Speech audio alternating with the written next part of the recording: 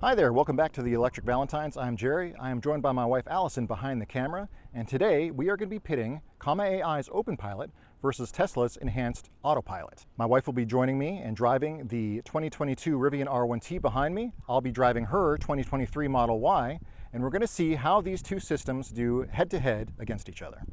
We'll be testing them in 6 categories on a scale of 1 to 5: driving performance, ease of use, comfort and smoothness, cost and flexibility, interface and visualizations, and driver monitoring. Let's go and see how these two systems perform against each other.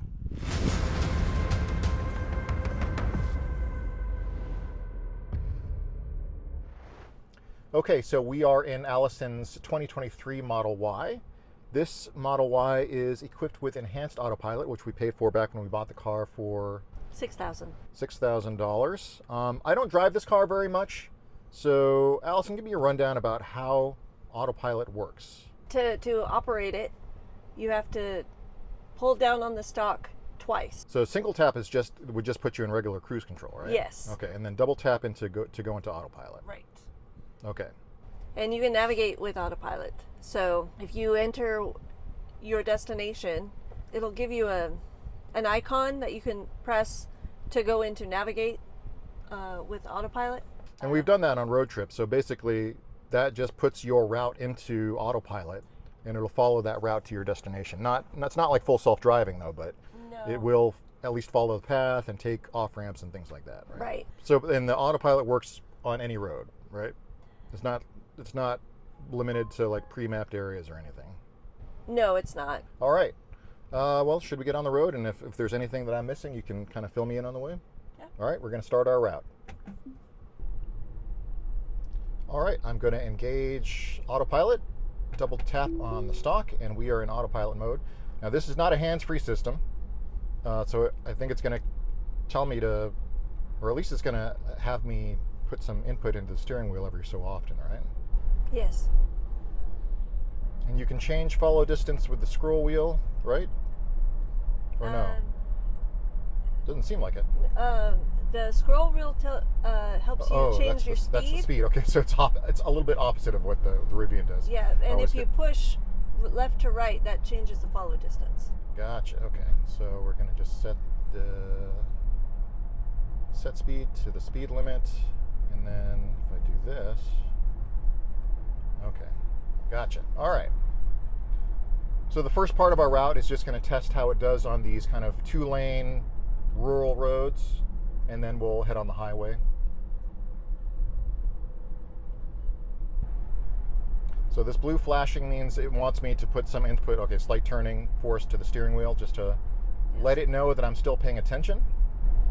So first, it'll just give you you'll see it pop up on the screen, and then if you don't see that, then it starts flashing.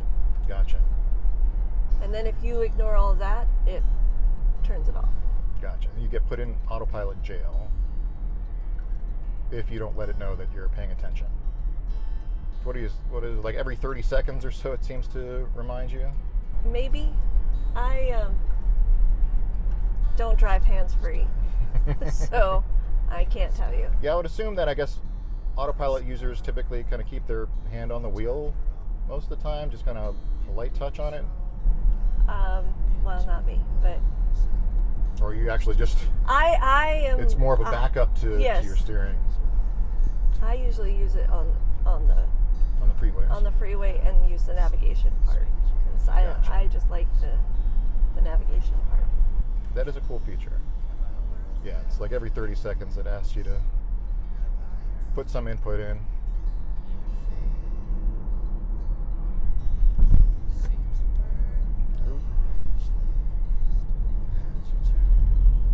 Does it slow down for curbs at all? Like if it senses it will, your... Yeah. Okay.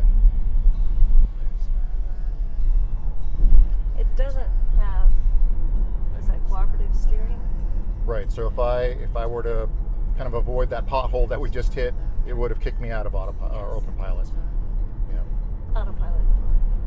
Autopilot? What did I say? Openpilot? Yeah. Yeah. You said Autopilot, then you said then you corrected to Openpilot. Okay.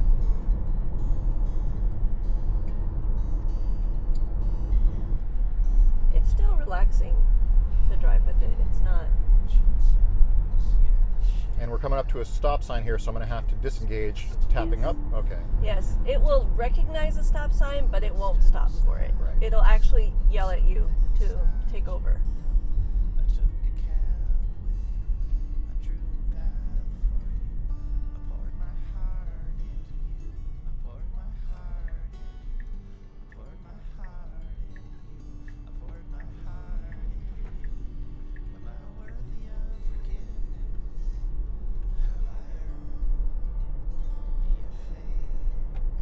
All right, back in autopilot mode. See, it even tells you to keep your hands on the wheel. Yep.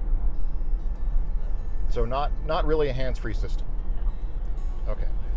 And then I noticed that you do have speed limit sign recognition, and then it's doing a bit of an offset adjustment on top of that. So Which is fine. There are some hiccups in some areas on the routes that I have driven. Like on 380, because of construction and stuff, they've recently raised, because they finished sections, so they've raised the speed limit back up, but the car doesn't recognize that, Right. so it still tries to cap me. now it says the curve here, 45 miles an hour. Is it going to slow down for this curve, or I'm going to? It should, yes. Okay, let's see what happens. It does not feel like it's slowed down. Oh my god. Okay, so I had to take over for that, and it disengaged me. I don't know. Maybe I just didn't trust it enough, but I don't think you trusted it enough, but okay. Let's see. We got another one coming up here.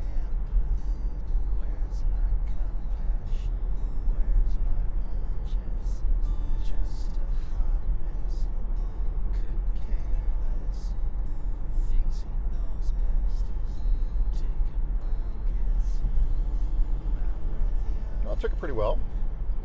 All right. Looks like we have another sharper one coming up. Let's see how that does.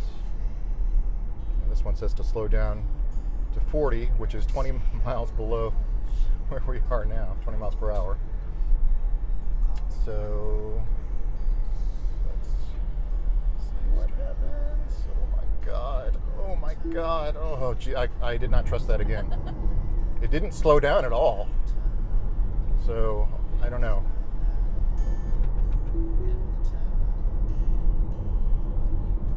the speed limit is less.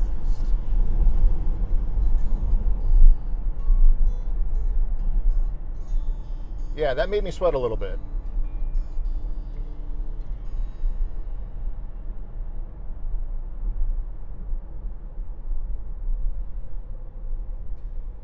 Okay, it's slowing down for some reason. Why is it slowing down so much now?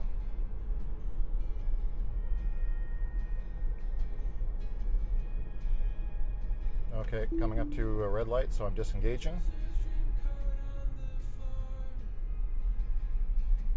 Do you have any idea why it was slowing down to like 32 miles an hour back I then? don't know.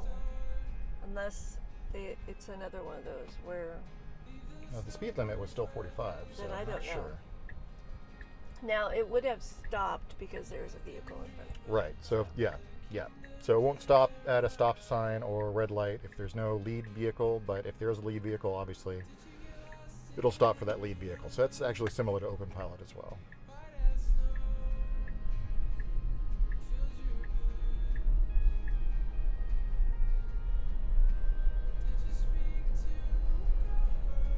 All right, engaging autopilot again.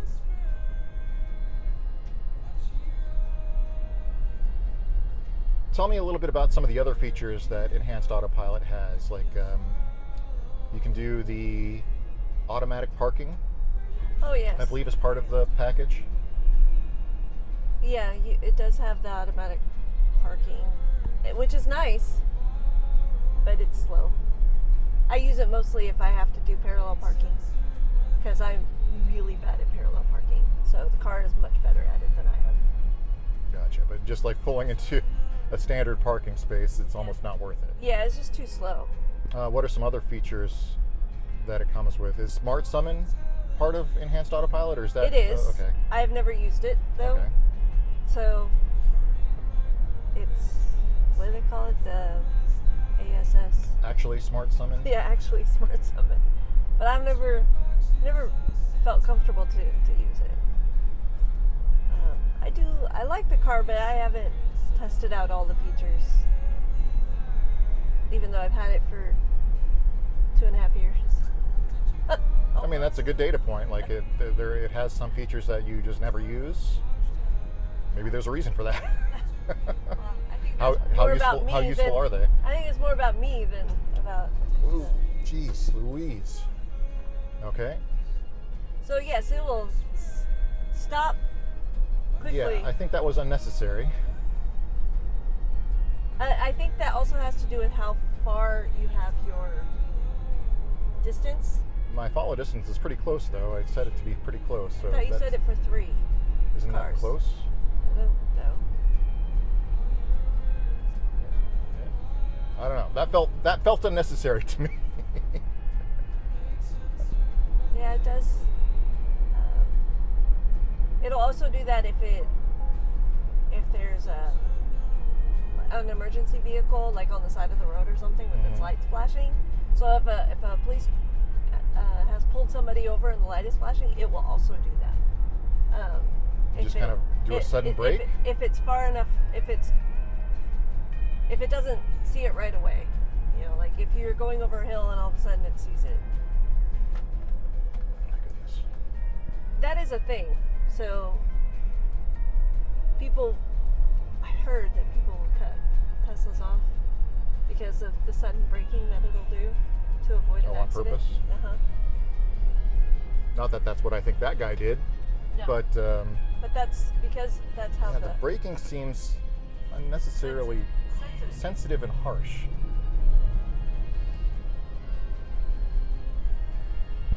The car drives like it's been in an accident Or something, yeah. It's skittish.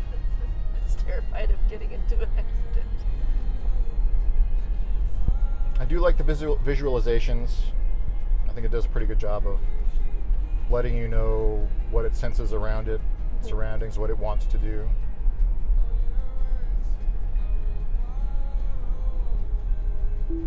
Okay.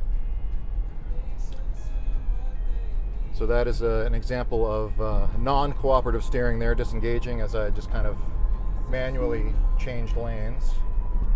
All right, re-engaging autopilot.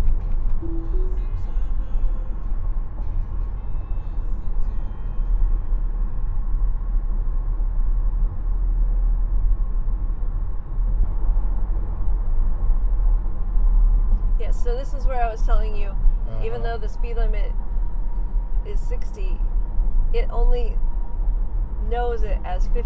Yeah, so it's pulling it off of, I guess, some online map repository. It thinks the speed limit on this section of road is 50, whereas whether or not it actually is, nobody goes 50 on this road. Yeah, and it caps you, so you can't even go beyond 55. Yeah, you can't manually adjust the speed on this road. So yeah, we're going 54. People usually go like 65, 70 on this road.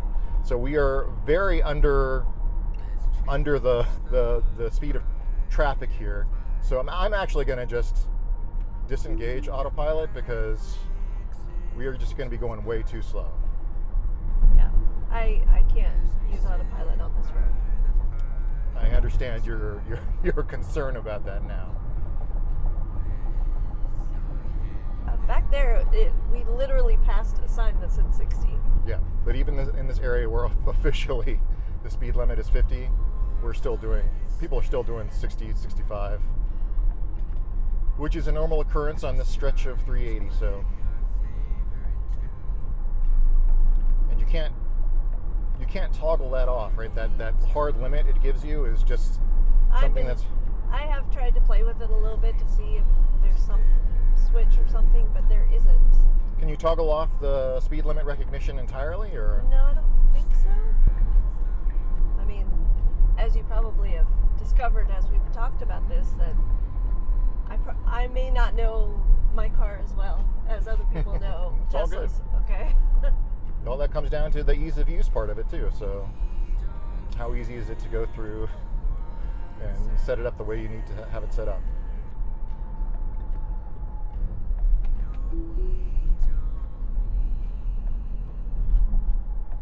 All right, we've engaged back into autopilot in more of a kind of a freeway highway situation. Not so much here, but when we get onto 35, that'll be more apt. And I'm going to increase speed here.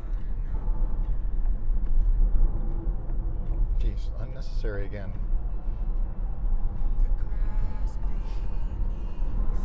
I think that was because they were in the lane still.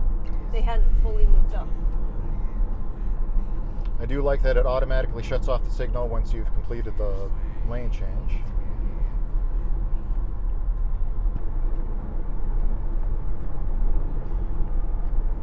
So if the speed limit is 60 here, what's the max I can set it to? Because Oh, it doesn't.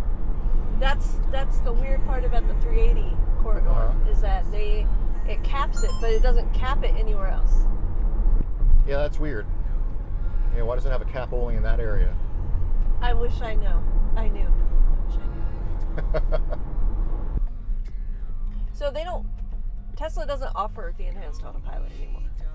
Right. It's part of the FSD package. Yeah. Like from what I understand, that if you get FSD now, that's, you can use FSD or you can use enhanced autopilot if that's all you're looking for. If I'm wrong about that, correct me. But yeah, when we bought this, they did offer enhanced autopilot as its own package, as we mentioned, $6,000. Now, if we were to upgrade to FSD, which you're not really particularly interested in, that's like another, what would we have to pay on top of what we've already paid? 2,000. Another 2,000, okay. All right, we are on 35. I'm going to activate autopilot again.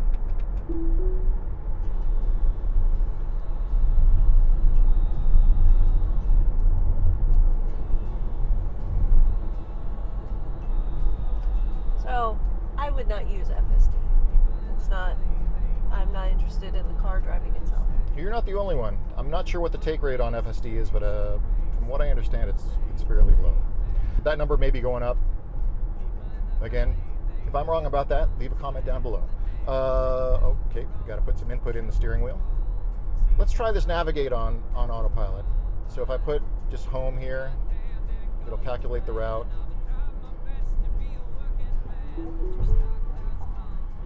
Okay. Why is it? What's it doing? What's it doing? Why is it slowing down so much? So weird.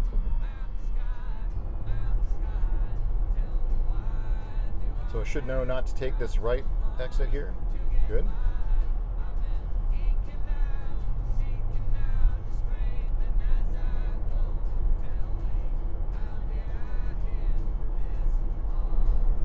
So if you were in another lane, it would start telling you to get over. Gotcha.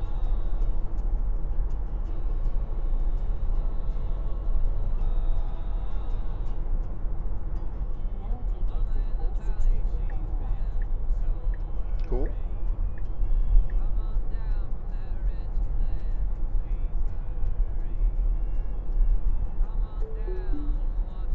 And now it takes it out of the...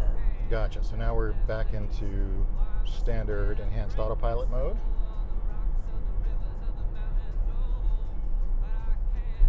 We're slowing down quite a bit for some reason. Okay. Not sure what that was about.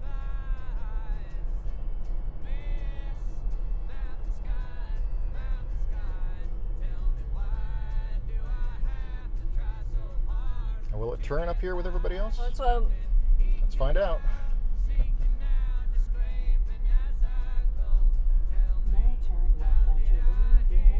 Oh, but I'm going to have to disengage for a red light. I probably could have made it, but yeah, if you watch Wham Bam Tesla Cam, I feel like there's an inordinate amount of those videos that come out of Texas, so just saying.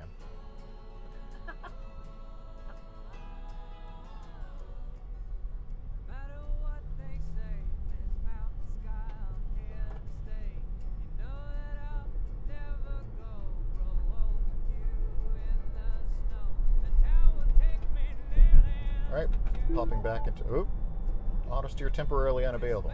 Yeah, you have to do it again. Okay.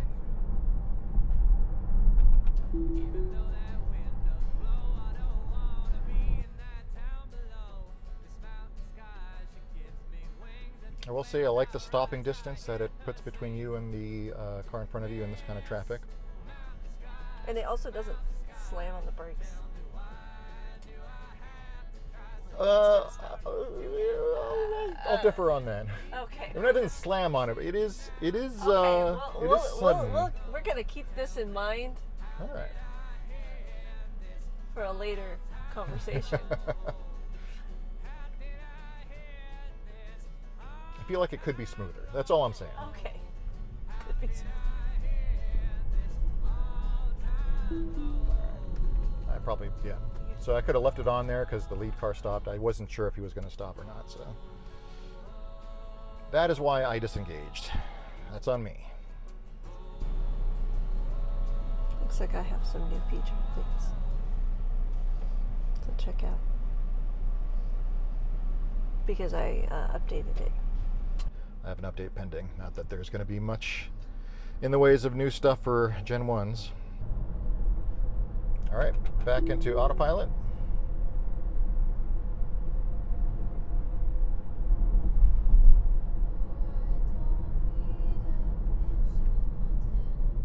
So that was a smooth stop compared to the other one. I felt that was a lot smoother. I agree. And I do like the acceleration too that it has when you're accelerating from a stop. It does bring you up to speed fairly quickly. But depending on the car in front of you. Right. I mean, but it keeps pace with the car in front of you. Yes, So it does. that's nice. Did it notify you again? To do the wheel, yes. I get it. It's not hands-free. It not specifically tells you got to keep your hands on the wheel. You just don't like to keep your hands on But I don't like to keep my hands on. Exactly. It'd be a different story too if it had like a capacitive steering wheel where it just could sense that your hands were on the wheel. But even if I just keep my hands on the wheel, it's still going to give me that. Yeah, see. it wants you to give some tension to the wheel. And maybe just having my hand on the wheel in and of itself gives enough resistance to the steering torque that it knows that my hands are on the wheel. Possibly. But we don't want to turn there. That's kind of so it's slowing down, and I don't want to do that, so I'm just going to manually override acceleration because that's not really the route we want to take. In 500 feet, take the US 380, US 377 rail over right toward Decatur, Nicular. That's on the navigation though, not on the autopilot, so I guess I won't fault it for that. So I'm going to go into this lane automatically. No, I'm going to have to change lanes to do it right. Oh, and then I had to manually override there or would I had to? I don't know. I don't think you would have had to. I do think there's some trust that needs to happen. Probably. I am not as familiar with this system as you are, so I'm sure there is some trust issues. Am I in, or am I just in cruise control now? You're just in cruise control. Okay. Okay, so we are on this section of 380 again where you have the issue with not having a cap on your max speed. So I'm going to see, let's see what this is all about, because we didn't have a cap on max speed in other areas. No, go ahead. All right, so it says the speed limit is 50. Not this particular section, but a little bit up ahead, people typically go a lot faster. Although not, it seems to be right now they are. Everybody's going the speed limit here. But you're right, it just caps you at 55, which is odd that it only caps you here, and frustrating because that is kind of slow for this particular patch of 380. And people are coming up to us from behind. It's not too bad though. It is just a tad on the slow side. That's weird. So yeah, like even it was telling me to turn the wheel, but I guess I can't. It won't accept my input if I'm overriding the accelerator. It's telling me apply slight force, but even if I do, it's not registering it until I take my foot off the accelerator. That's frustrating. Yeah, it does not like me using auto steer while I'm. So I mean, it's not worth it. Like, you almost have to just drop out of autopilot. It almost becomes a hindrance in this area of road because it won't let you go past a certain speed. And I haven't figured out why. Yeah, that is a weird section of road. If anybody has any insight into why that particular stretch of 380 has a cap on the speed limit, I get it. Okay, it thinks the speed limit is 50, but it caps your maximum speed to 55 no matter what. You cannot use autopilot faster than 55 miles per hour on that stretch. But still, it's capping me here. No, is it? Yeah. No, it's not. See, no cap here. I can go as fast as I want. Just don't. I'm not going to, but I could theoretically increase my speed way beyond the 60 mile per hour speed limit. So again, that's weird. Let us know down in the comments below if you have any idea like why that happens. It's bizarre and frustrating.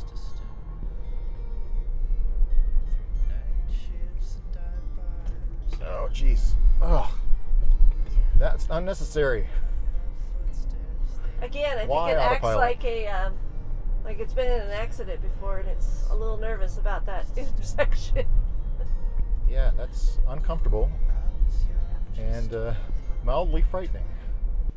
Okay, so we're going to do the scoring now. Allison, you're going to score autopilot. Don't show me your scores, then I'm going to score it as well. And then we'll compare after we've run Openpilot through the course as well. I forgot what all these things were. Oh, all right, so let me remind the viewers as well as ourselves what each category is and what they represent. The first category is driving performance.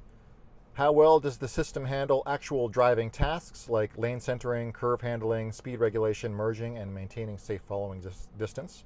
Second category is ease of use. How intuitive is it to activate, monitor, and disengage the system? How easy is it for a first-time or casual user to trust and operate? 3 is comfort and smoothness. How natural does the system feel in terms of acceleration, braking, steering, and lane changes? Does it feel like a confident human driver? 4, driver monitoring. How well does the system monitor driver attention, and how strict or lenient are the nags? Does the engagement system build trust or feel annoying? And 5 is interface and visualization. How well does the system show what it does and what it's doing, or sorry, what it sees and what it's doing? Is the driver display clear, informative, and confidence inspiring? And Studio Jerry here missed one category, cost and flexibility. How affordable is the system considering what it offers? Can it be upgraded, used on other vehicles, or customized? All right, so the way Openpilot works is it's fairly similar to Autopilot.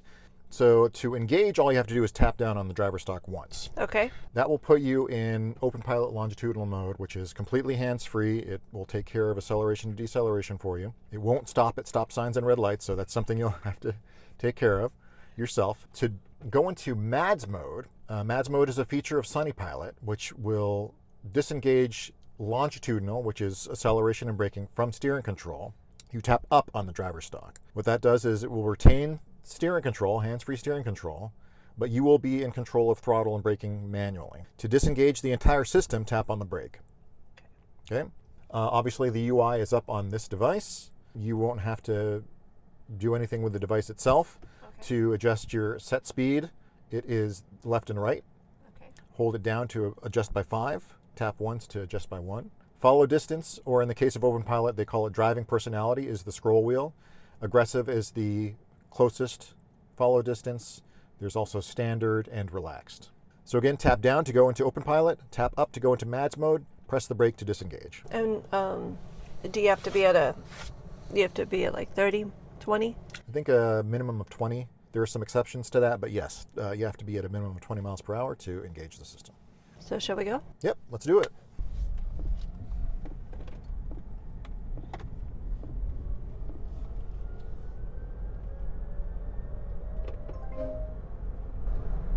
So it's, and you said, wait. You can see your set speed up here. There you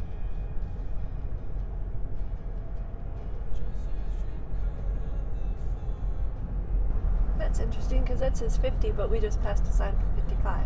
Is it going to slow down?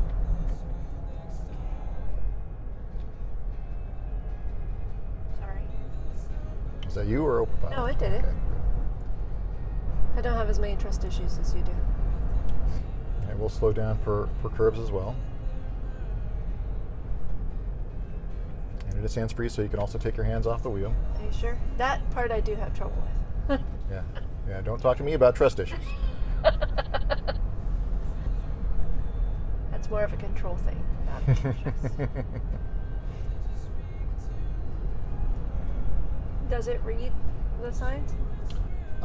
It will have that ability. Right now it's just taking speed data from online maps, but they will parse the vision, Rivian's vision, to recognize those limits some point soon, hopefully within the next week or two.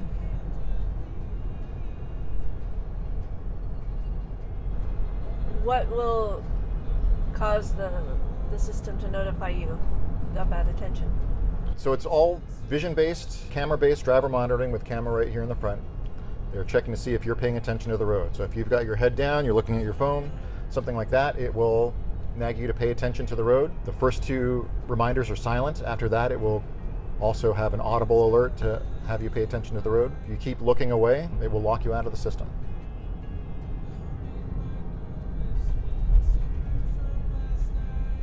But this has a cooperative steering? It does have cooperative steering, so you can even kind of turn a little bit to, like you were going to avoid a pothole. You will not disengage, and then when you let go, steering will take over. And it does slow down for these curves, as you can see. It's got both a vision-based system for that, as well as looking at the map data to see where curves are up ahead. So, right now the system doesn't automatically adjust speed based on the speed limit signs, but that will be a feature that will be released here in the next couple weeks.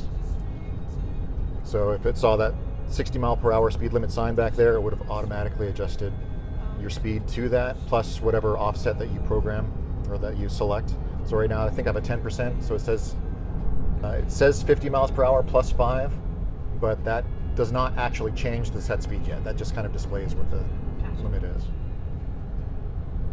So to come up to this stop sign that we're coming up to. Mm-hmm.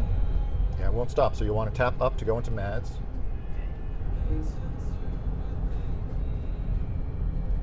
But it's going to still navigate? Yep, it'll still And steer. it'll turn the... And you'll want to, obviously still feather your throttle to get up to the stop sign. Right. But it will turn? It should turn. We can see what it does.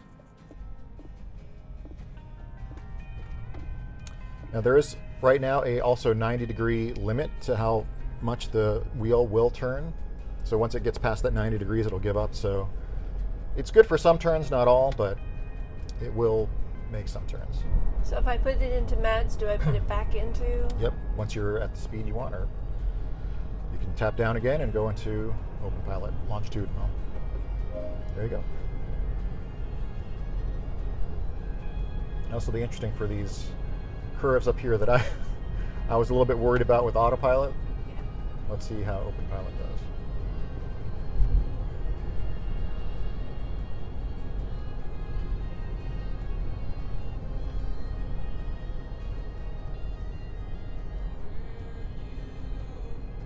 As you can see, this blinking indicator here says that the vision is seeing the curves ahead and slowing down for them appropriately.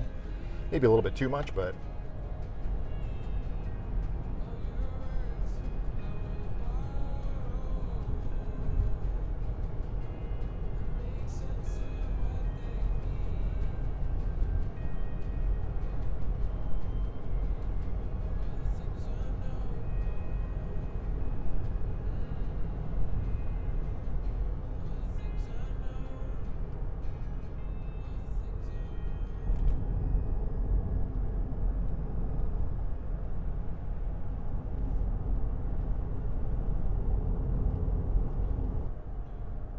so it should stop since there's a lead car there.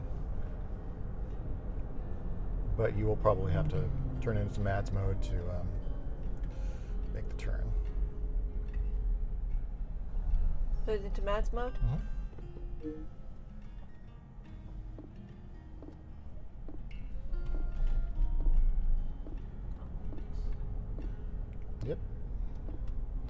Made the turn for you there, as you can see. How'd that feel? I could tell it was doing it. The other one that we did off the stop sign, I didn't feel it turning, so. Why is it slowing down? I'm not sure. The Smart Cruise Control Maps is flashing, so it seems to think there's something up with this area on the maps to cause it to slow down.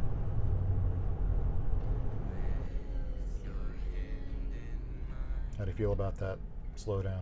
This was better than one of the experiences I've had in the past. Yeah. Yes. Did you change some settings?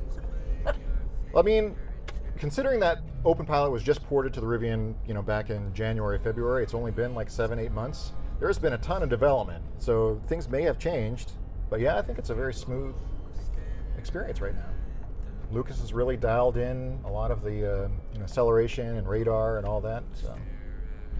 Yeah, it seems much smoother than it was last time we went on a longer drive. Now, one of the things I actually kind of prefer about Autopilot over this is that Autopilot seems to accelerate much more aggressively coming off of a stop like that. I mean, this is not bad, but No, this isn't bad though. this is what I would call a more chill driving experience. Comma's motto is make driving chill. So it's more relaxed. It's definitely not as aggressive as Autopilot. And I probably should have mentioned when we were in the Tesla that I had it set on chill. Oh, did you? That was chill? Okay, interesting. Interesting. Well, I was in my driving profile, so that maybe mine was different. Oh, that's true. It was your profile. Yeah, see, this is maps again. I think it sees this intersection and it wants to slow down just for safety, I guess. I don't know. Now do I have to... I would go, see, this is a great cooperative steering thing. Like, it didn't disengage, right? But you could also go into MADS mode if you wanted to do for this. Should I? Like... Sure.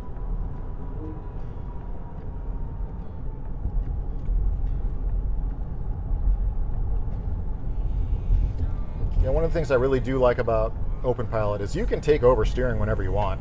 You're not fighting against it. You're not going to disengage the system. And when you want the system to take over, you just let go, and it does. Yeah, I think that's actually really nice, the cooperative steering. It allows for some flexibility. Mm-hmm. I do think that the Tesla can be a little rigid. Now it's a 60 because I just saw that sign.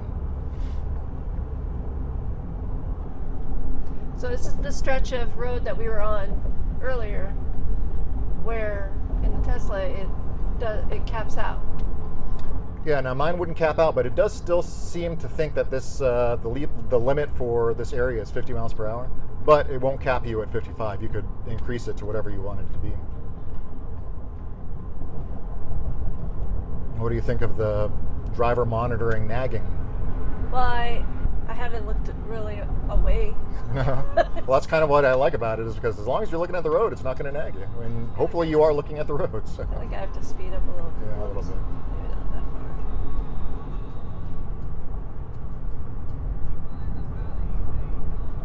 Yeah, but this is a hands-free setup, though. Mm-hmm. So, I mean, one of the benefits of having the visual driver monitoring is that it doesn't nag you as much, especially, if you don't want to have your hand on the steering wheel. so does Openpilot work with the system that it is attached to? So, like, you have it on a Rivian. If it was on a different vehicle, would it run differently? I mean, yeah, it's limited by the particular vehicle's hardware. So there are many cars that don't have an electronic power steering system that has enough torque to make some of these turns. So that could be a limiting factor. I think most modern cars, especially like Hyundai Kia cars, have a really nice EPS, electronic power steering rack. Rivian, interestingly, actually uses a Hyundai power steering column. So I guess to answer your question, yeah, it can be limited by the hardware in a particular vehicle that's it's connected to. Some vehicles also aren't able to use the longitudinal features of Comma, it relies on the car's dynamic cruise control, and Comma just controls steering. And in fact, out of the box, that's how Rivian works too. To get longitudinal control, you need to get Lucas's longitudinal upgrade, which we have here. So in this Rivian, the Comma is controlling everything. But now that you mention it, that is another nice feature of Comma, is that it does work on a bunch of different cars. I think over 300 different makes and models right now.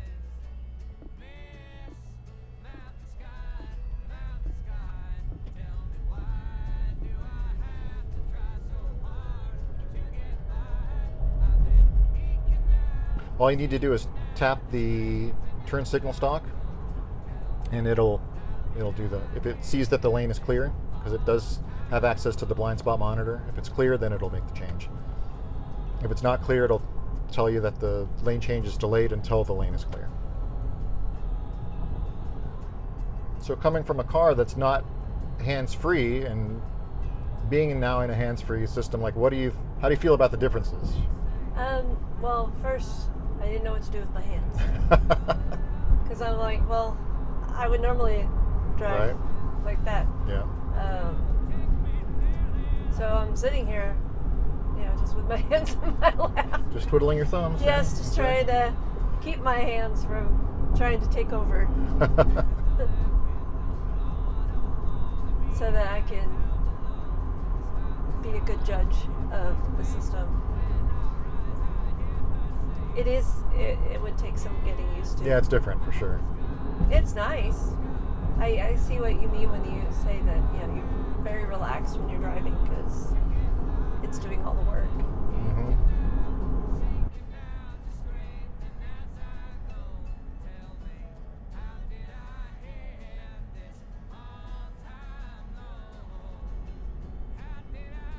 There's something going on here at UNT. Homecoming?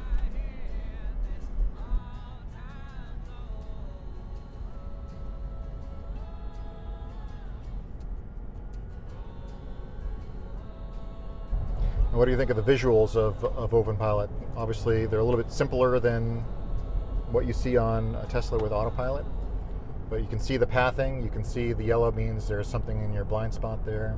There is obviously a lot of data here that may or may not be interesting to you. Yeah, to be fair, I haven't been looking at that as much.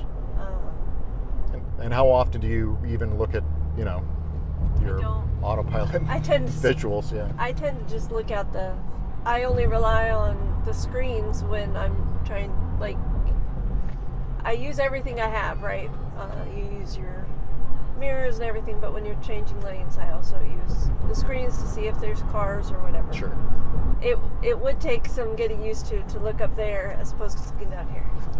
Yeah. We're getting off at Lillian Miller, right? Yeah, I'm gonna have to get over. So I would go into MADS mode, and then obviously just change lanes when you are comfortable. Have an opportunity? Yeah. It's not very helpful when you have long vehicles.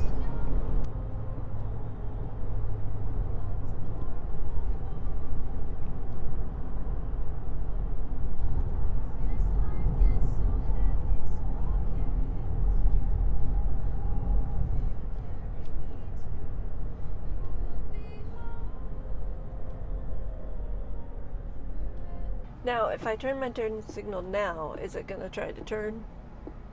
Yeah, as you can even see it's turning left. It's not trying to change lanes. That's a setting within Openpilot. You can have it. It's called turn signal desires or turn lane desires. Is it going to turn? Yeah, it's going to try. Yeah, see, so that required more than 90, so it wouldn't have been able to make it with the limitations we have right now. Otherwise, it would have. You could see that it did it all the way up to 90. Yeah, exactly. So is it gauging how far away to stop? Yeah, so this is all information about the lead car. That little chevron shows how fast that car is going, the time in seconds between our car and their car, relative distance, relative speed. That's cool. So this is nice to use in stop and go traffic. Yeah, much better than the stock system. The stock system was horrible in stop and go. Very uncomfortable. But you have to turn off the turn signals. Yes. I noticed that. Yep. Now on the freeway, you shouldn't have to. That is a feature that is not working in this Rivian right now because I have no LTE signal. My cellular antenna, I guess, is broken, so it's something I'm getting fixed next month. But that's a feature of Driver Plus, that after you make a lane change, that it will automatically turn the signal off. Only on the freeway. That doesn't work everywhere. But unfortunately, Driver Plus is tied into your cellular connectivity, which I have none, so that feature doesn't work right now.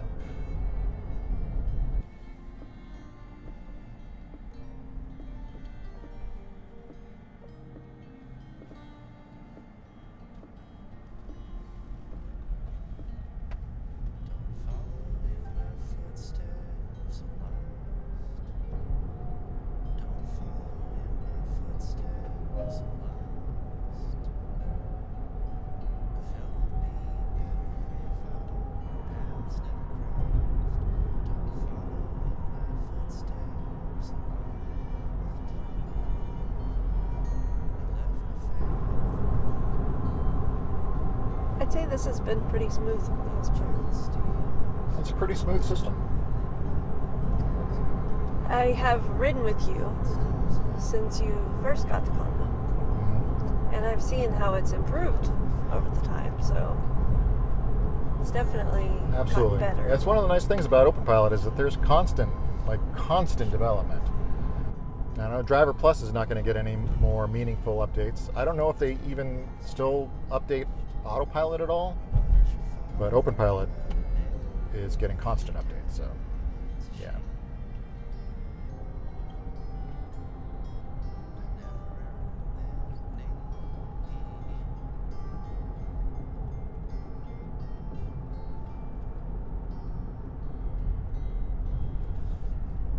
I was helping you along.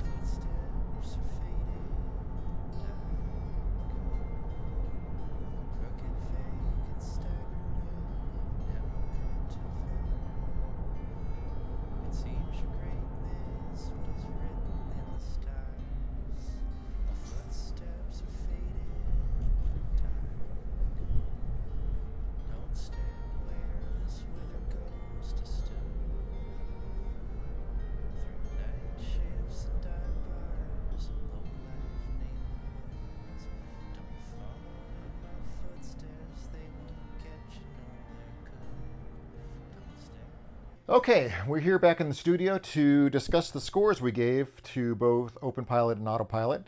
So we'll start with Autopilot, and we'll go category by category. We'll start with driving performance. I gave Autopilot a 4 for driving performance. What did you give it? I gave it a 3. Well, I 3. put 4 and then I made it a 3. Okay. Well, I thought it did fairly well. There were obviously parts where I felt, I wouldn't call it phantom braking. I know that's a term that's thrown out a lot, but it did seem to brake for situations where I thought it was unwarranted or unnecessary, but it still performed fairly well. Why'd you give it a 3? So I felt that because of the lack of trust and the fact that it didn't slow down on the turns, that could have been better. Like I felt that, You were a bit harsher on it than I was. Okay. And I didn't like that it, while I understand why it does certain things, I do think that they could be improved. Gotcha. Okay, makes sense. Ease of use, I gave it a 4. It's pretty easy to use. The feedback it gives you is good. It's easy to activate. It lets you know what's going on. What did you give it? I also gave it a 4. I felt that the instructions to perform it are all very simple. You just... I feel like that's something Tesla's pretty well known for, is Autopilot is pretty easy, user-friendly. It just does what it needs to do. Right. Okay, good. We both gave it 4s. Comfort and smoothness. I think this is where I was a little bit harsher. I gave it a 3 here, and I think it's probably for the reasons you mentioned before, where those areas where I felt like it slowed down unnecessarily or kind of braked a little bit harshly. So that's why I gave it a 3 here. What did you give it? I gave it a 4, but I was thinking, Okay. I was thinking about like coming to a stop. It's very smooth. I feel that it rides very smooth, but it gets up to speed nice. True. Like there's no jerking movements. I felt like it was I do like very that about it. solid. Absolutely. Okay, so we're reversed here. You gave it a 4, I gave it a 3. Driver monitoring, I gave it a 3 because of the nagging. I thought it was really annoying. What did you give it? I gave it a 4 because the nagging is there because it's not a hands-free system. Understood. It's still annoying.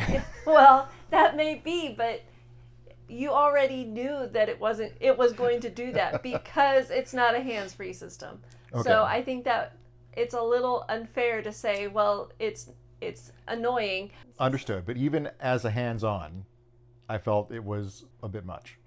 Especially since you have to torque it all the time. It's not like, and I think I mentioned this when we were driving, like if it was a capacitive steering wheel like the Rivian has, where you could just touch it and it would, it would Well, be fine with that. I do agree, like in the certain areas of where it was capping, and if you were trying to increase, you weren't even able to. Right. It wasn't even to adjust registering that I was torquing the steering wheel. So that is my rationalization for that score. But I don't have those issues because Yeah. Well, what did you give it? What did you give driver monitoring? I gave it a 4. Okay. Interface and visualization, I gave it a 5. I think Tesla does really well in showing you what the surroundings are, what its trajectory looks like, what it's seeing around the vehicle, and what it plans to do. So, yeah, I think Tesla's really good at that. What did you give it? I also gave it a 5. Okay. Because again, like what you said, Tesla does really well with making everything clean and easy to see. Right. You know exactly what's going on. Yeah, we're in agreement about that. Cost and flexibility, I gave it a 1 here because it is expensive, especially when compared with the competition here in this discussion, which we'll get to. And flexibility, it's only available on Teslas, so that's the reason I gave it a 1. What did you give it? I gave it a 3. Okay. Because I also have the parking features that come with that autopilot. It's not just the driving. There are other things that maybe you don't get when you get the Comma. True. There are some things there that Comma doesn't have. All right, so what was your total? My total is 23 out of 30. And my total is 20 out of 30 for an average score of 21.5. So Autopilot gets 21.5. Okay, great. Well, let's move on to Openpilot. Driving performance, I gave it a 4, which is tied up with Tesla. I feel like Openpilot does pretty well, but maybe I should let you talk about Openpilot since this was your kind of experience with it. How did you feel about the driving performance? I gave it a 4. I felt that it was a lot smoother than I expected it to be. I didn't have trust issues with it. I had a little bit of control issues because it's hands-free. Hands-free, and it doesn't respond as quickly as I would like it to. But it wasn't enough for me to make it. What do you mean by it doesn't respond as quickly as you'd like it to? I wanted to go faster. Like accelerate faster on? Yes. Yeah, okay. I agree with that point, actually. Ease of use, what did you give it? I gave it a 4 as well. Again, it's not complicated to use. Remembering to, push up on the stalk to switch to MADS.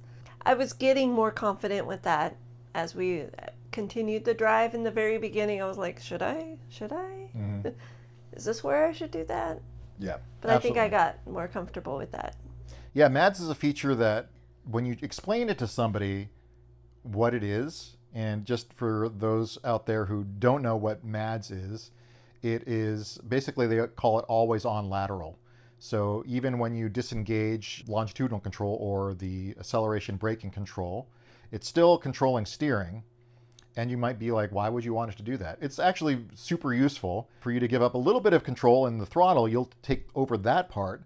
But because steering on Openpilot is cooperative, the fact that the lateral control is always on isn't really a big deal because you are literally steering right along with it. If you want to let go and let it take over for you, you can do that.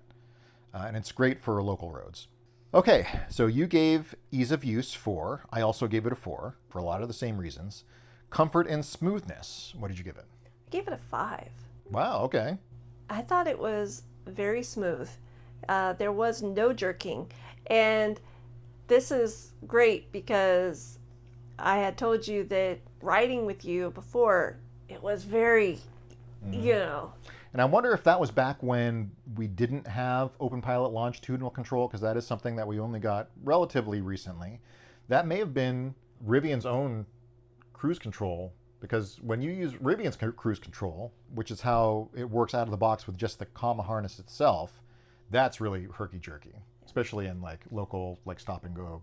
So it really impressed me with how smooth it would come to a stop. And you know, I also enjoyed the cooperative steering was great. It made it seamless. Cool. And so I enjoyed that. All right. Well, I only gave it a 4. I feel like maybe I should have, you're convincing me. Maybe I should have given it a 5. But I agree with you on all of your points. It is very smooth. I do wish it did accelerate a little bit faster when, you know, you're accelerating from a stop behind a lead vehicle, but I guess that probably wouldn't be in comfort and smoothness. But okay, cool. You gave it a higher score than I did. Driver monitoring. I also gave that a 5. Okay. But that's because it wasn't nagging me at all. Yeah. I think one of the advantages that the Openpilot system has over Autopilot is that the driver monitoring is based on whether or not you're looking at the road, which if you're driving, you should be looking at the road. Whereas Autopilot is based on whether or not you're not only just touching the steering wheel or have your hands on the steering wheel, but giving it a little bit of force every now and then, which I feel like is not intuitive. I mean, I you know that I drive with my hands on the wheel all the time, even in Autopilot and everything. Right. It's just comfortable for me, but it even nags me sometimes. I'll be like, exactly. but I have my hands on the wheel and it'll still nag me. So, well, I also gave it a 5 for the exact same reason. The driver monitoring is probably one of the best parts of Openpilot, and it does a really good job making sure that you're paying attention to the road. So, okay, let's move on to interface and visualization. What did you give that? I gave that a 4. Okay. And the reason I gave it a 4 is because there are too many screens. Okay. You know, I will look there and I can look here, but to remember to look here, look here, look here, and look here. Yeah. It's a lot of places to. I am focusing on the road, and as we discussed, you know, you look at your main. Well, I am used to looking at my main screen because it also has, you know, when I'm changing lanes or whatever, it shows where the cars are in relation to mine. But to look up here, look here, there's a lot of input. My car is even worse because it has the CarPlay screen too. So I get that the Comma is yet another device and yet another screen to put in your car. So 100% understood, but at least my car is not as bad as some out there. The gadget, I'm looking at you. So it can be worse. But I gave it a 5. I understand the fact, yes, it's another device on the screen, another screen to look at.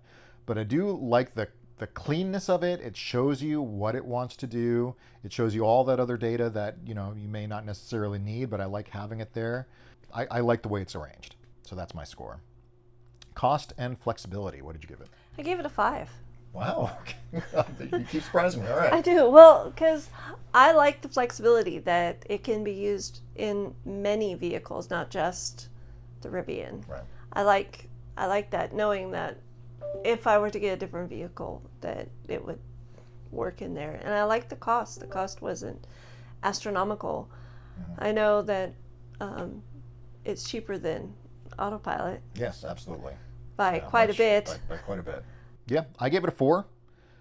I feel like you are convincing me. Maybe I should have given it a 5. I don't know. But for many of the same reasons, it's much cheaper. It's a little bit more expensive on the Rivian, especially if you want to do the longitudinal aspect of it. The total buy-in is probably going to be closer to $1,500 or $1,600 rather than the $1,100, which it is for most vehicles, simply because we have that extra hardware that we need to access those extra features.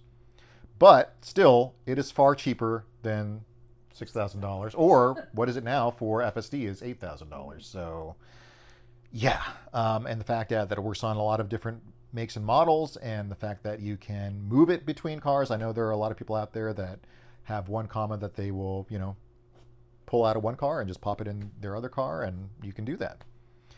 Okay, so what was your total? 27. 27. My total was 26 for an average score of 26.5 for Openpilot and 21.5 for Autopilot. So there you have it. Openpilot comes out the winner in this head-to-head, but that's just our opinion. If you have a differing opinion, let us know down in the comments below. I'd love to hear your feedback as well. Maybe we did something wrong. I don't know. Maybe I don't have the settings in Autopilot correct, or you don't have the settings in Autopilot correct. Possible. Now, I was in my driver profile, which I've never really set up in Allie's car. So it is very possible that there are Autopilot settings that I didn't have set up correctly in there. So take that with a grain of salt, or take that however you want it. But that was our experience with both Autopilot and Openpilot. Again, appreciate your support for the channel. If you do have any comments about this video, things we did wrong, things we did right, or things you want to know more about, leave a comment down below. As always, thanks for watching and enjoy the drive.